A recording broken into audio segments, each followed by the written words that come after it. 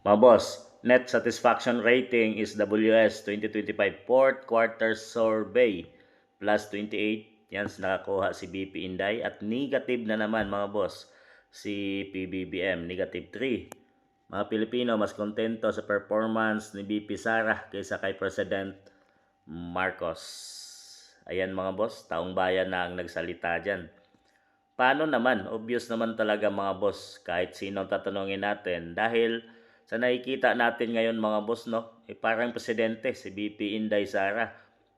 Dahil siya yung nag-iikot, naglilibot sa buong Pilipinas. Siya yung kung saan yung may mga calamity ay nauuna siyang dumadating mga boss. Ang presidente natin ay parang nahuhuli lagi. Yan ang makatotohanan mga boss. Ngayon, dahil sa ang presidente natin ay parang walang kamay na bakal mga boss, no, na parang desisyon na kagaya ng kay FPRRD na kung anong sinabi niya ay yun ang masusunod. Dito kay BBBM parang nakita nga natin yung tamlay at malambot na pamumuno mga boss.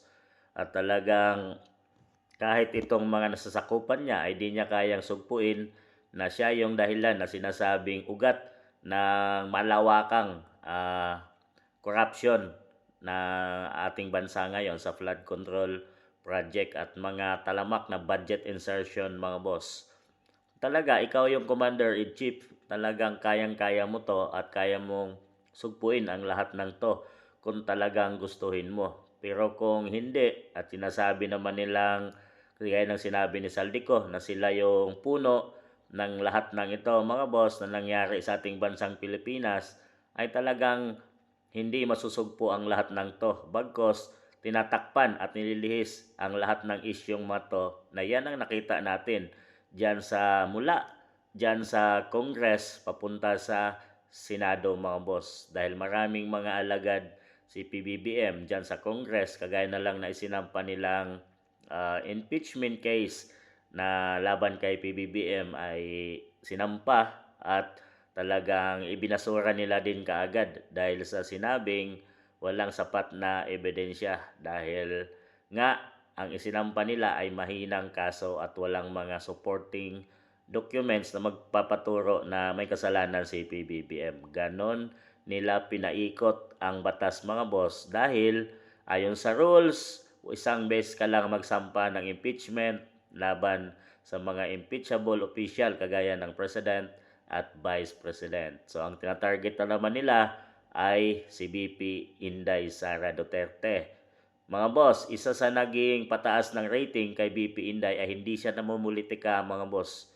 Bagkos kahit tinitira siya ngayon, obviously sinisira ang kanyang pangalan, sinasampan siya ng samut-saring kaso, ay hindi siya nagpapatinag. Mayroon siyang mga lawyer na siyang nakatutok dito at ang ginagawa niya mga boss ay ginagawa niya talaga ang kanyang trabaho bilang Vice President ng bansang Pilipinas. Nagtatrabaho at nakikita natin siya mga boss na umiikot sa buong Pilipinas. Saan yung mga calamity ay nandun na siya agad para sumuporta, magbigay ng tulong. So parang siya nga ang presidente ng ating bansang Pilipinas. So doon, kahit pasirain nila at akala siguro nila na sa ganitong paraan, pag nakita at inilagay nila sa social media si BP Inday Sara na kinasuhan, impeach ay ma maano mga mamayang Pilipino mga boss no ma-turn off. Pero hindi 'yon nangyari dahil alam na ng mamayang Pilipino through social media na ginagawa nila ay puro politika para sila ay hindi makabalik ang mga Duterte sa 2028 election. Kahit yung Supreme Court ay nakita din yon ang kanilang pattern na ginawa mga boss para sa kanilang pansariling agenda para sa 2028 election. Kaya naman kahit anong gawin na may PBBM ay hindi siya nakikitaan ng maganda ng taong bayan mga boss dahil nga dito sa talamak na corruption na nangyari sa kanyang administrasyon at walang mga proyektong nagagawa bagkos sa malaking utang trilyon, nasa 17 trilyon na mga boss ang utang ng bansang Pilipinas pero walang proyektong ginagawa ang PBBM administration. So wala tayong nakikita.